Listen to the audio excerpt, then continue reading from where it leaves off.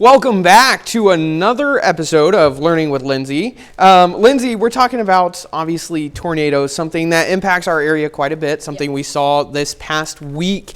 But not everyone knows exactly how tornadoes are scaled, right? So how does that work? So it actually got redone. So we have the EF scale, which is, I think, familiar to most people. But we're looking at mostly, it's kind of estimated by wind speed. So you have, EF0, you're looking at 65 miles per hour, 85 miles per hour versus EF4, 166 miles per hour to 200, and then EF5 is greater than 200. But you're also looking at the type of damage that's done. Sure. And that's what National Weather Service will kind of assess as they do their surveys for damage. So I have a couple of questions for you. Let's see. To see if, you would be able to know when a meteorologist says a tornado's on the ground with 105 mile per hour winds and has uprooted a couple of, specifically we'll say hardwood trees, and destroyed a barn, completely destroyed a wooden barn.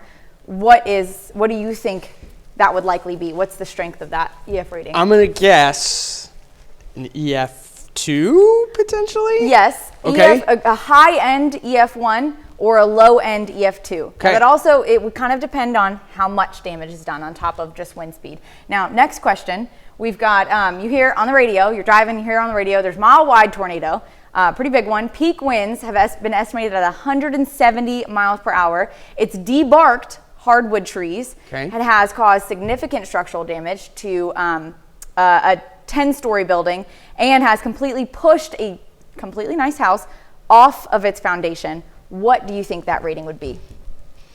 I'm going to guess with the mile wide aspect and the high wind speed, I'm going to say EF5 is what I'm going to say. EF4 actually. Okay. Now EF5 could be as well. EF5 really got more 200 mile per hour winds and it would likely destroy that house, but you have to have an EF4 or an EF5 to even just push a house off its foundation, which is pretty interesting to me, but there's a lot that goes into it, and I think people definitely need to be mindful because you don't always know.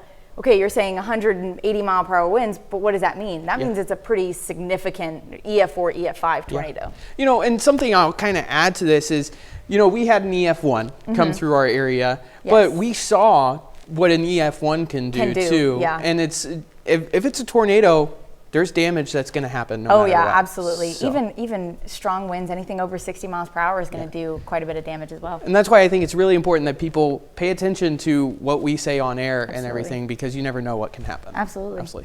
Thanks, Lindsey. We'll be right back.